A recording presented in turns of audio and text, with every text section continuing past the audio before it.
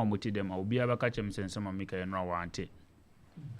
Both Nico Biate. Bia or the mate say may make in bed 10:17 a.m. Because the 8 a.m. no be frame. Say now then I might say BBC cost them frame man in Chebi. I'm say that they all come in tay. Nipa mi no kra ne frame. O Chebi say. Ngo twa bet ni bi. Me ka so go Chebi or blue. Dabi. Ngo twa bet ni bi. I'm so me dem tay bi asa. 3-2 Steven Amankona be say 2 goals. Na ba bia ni so check mo twa bet o mo ka just say by 11 na. O ma close no. O ma yi FI betting site. Mo be twa na twa wi. So very unfortunate. Very, very unfortunate. The league has been compromised. So when you win the league now called Africa, Sierra Leone team and a show. And I say Benin team, Djibouti and I GBT because umbo competitive football, umbo competitive league. Yes, so in any case, I branch na force money show goes debia or breakum no. Last season, so no na you go king. This year Wasaji on yes enwie wa 15 koroko player no 12. Waje no. So dey na kire say one team pe yanka so on nim go share na obi meto no. Koroko 4 ton wantima mbo. Ndi so koroko 4 ton na wantimi amo a. Okọ China kura wontimbo, okọ Malaysia wontimbo, okọ Kazakhstan wontimbo, okọ Indonesia wontimbo. Say o yango Togo ne ma. And so a league na compromise. If you league na ye bono, ye na compromise na achimanya winner, na compromise league na achimanya obi obeji go kina. Very unfortunate. I awesome. So weekend is all share ball amount for boy our African Champions League final. Now share the na o mai hu na die. I mean, more than I grow crowd understatement. I was crowd be na. Yes. That's crowd be na. Very unfortunate say no man ekoso. Me hope say but na ekoso. And that particular venue na that area na so easy say na no man bekoso. Sa brekum area honum. Easy say obechi say match bekoso. Scholar ni isi. Ye obo wi na scholar na yes. Sanity. Very unfortunate. And then to your friend is saying in your nominations. Asante Kodoko no position wo team no made Commander Griffiths the position wo team dey Asante Kodoko dey on na safety and security officer match day safety and security officer sure nations one day match day and safety and security officer am so omo obi na ni din no so ni advice ben no de ma omo tam na omkwakobo na sa omuhu sa challenges ni nyina no advice be na ode ma o uza na tite ka so say okache omo say omo ne district police commander I'm not talking about the district police commander sir, I'm talking security, about the security day, you see the match day and security protocol officer for nations he might be somebody when him DA saying your friend is saying district police commander no he might be somebody he see things from afar very sharp sure than somebody like Griffiths. He's a very sharp guy. Very sharp guy. Maybe on the background in Tino. He's a very sharp. So advice being no or the ma or mo. Let's look at that one first. Sure. Because born now moko boy and poor a comma your friend is saying, Sap, you say, Molusu match here, Sabato points. Probably. Ebianaka born come on. In Zebian is a born outstanding game. Sure. And I yes, sir. And now Ebianka, if you better somebody. Umbo providing more extra security. And I'll make me mama born neutral venue cry. No, umbo born no home no, but more extra security. Because evidence in our more canon in our chest say you were not saved. You were not saved. And I yes, ya mamu moya ankoso ya mowe. Nina esi do before the game. And so nina esi before the game. Why do you went ahead and play the game? A motivation. And you way na koso a park in so our park and so you should expect worse. So me, that is how I see it. And game na yebe bona na yebe boss atam so. At that material moment, you know, Basake Holy now how important the game was to them. It will move home. Young kind of everything be our home match be Basake Holy. Western Regional FA chairman there.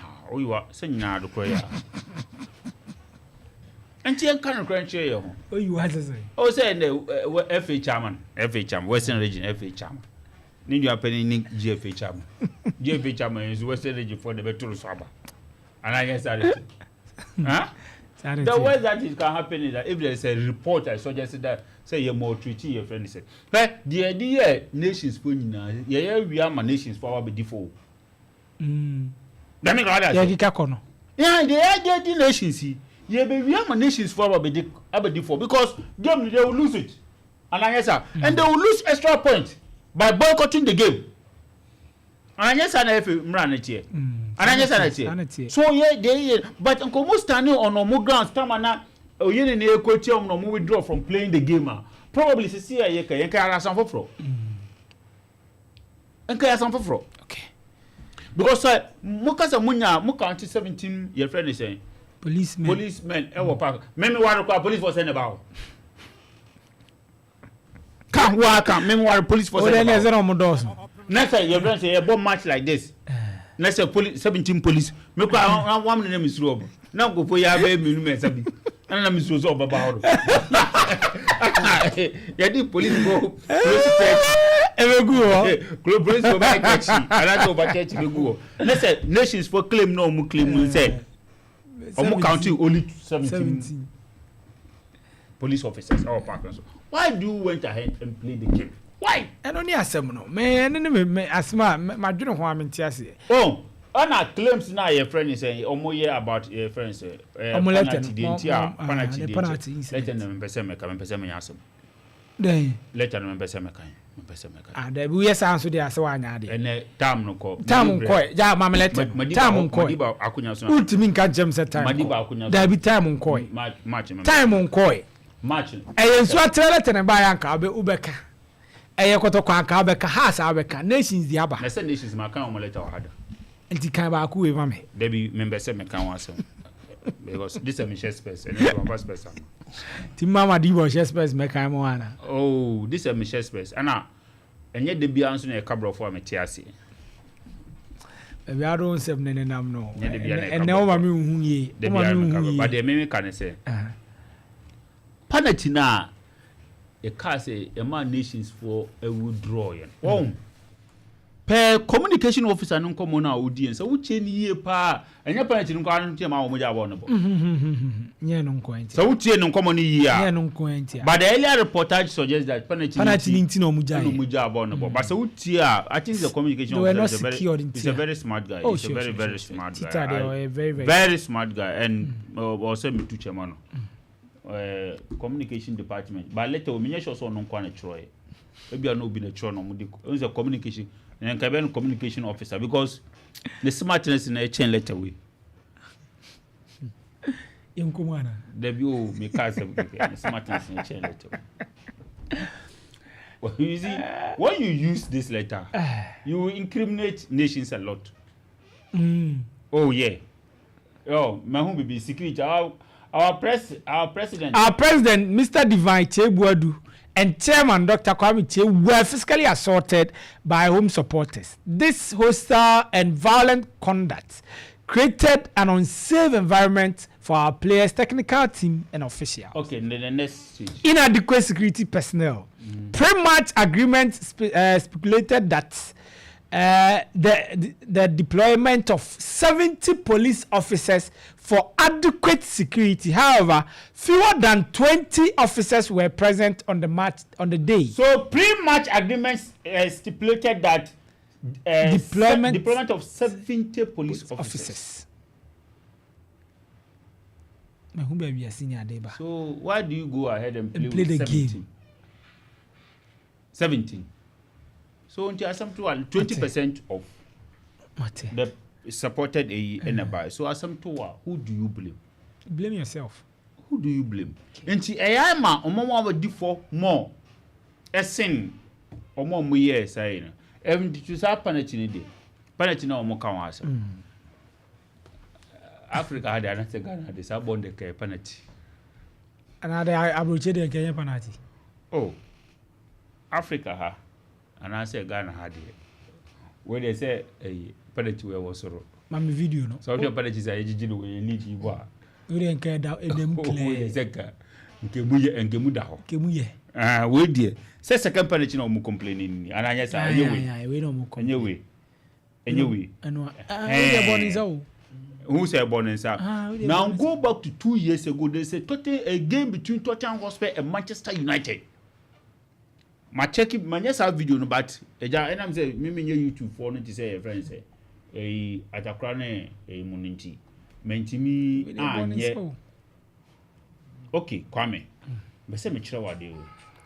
Me chira wade. Watch the video carefully. Watch the video carefully. Okay. Watch the video carefully. One. Born. But the referee did not award the penalty. Why? The referee did not award the penalty. They went to VAR and everything. And the referee said that ball, your friend is a player and it's out of your friend say, Nana didn't use a ball never. Then Kawenke or Abucha. And I say, penalty where they ever Ghana and South Africa, penalty. Me say. But if you are Abucha there, nye penalty. Get baby for. So what I say. Enti your league na ye bono. Ye club, all the clubs are involved. I know mama say no more we nyina AC. Enti omo fa na sa. Nations for me dem say omo. They have put up a very good fight this season. League we me say no mo no also mo win. But unfortunately no. Last minute o man show mo no more ye. Okay. A man for you so friendship more and the ball mo yem esen. There also man. And I'm meeting so nations in the winning league with Africa. Umbaya the asen.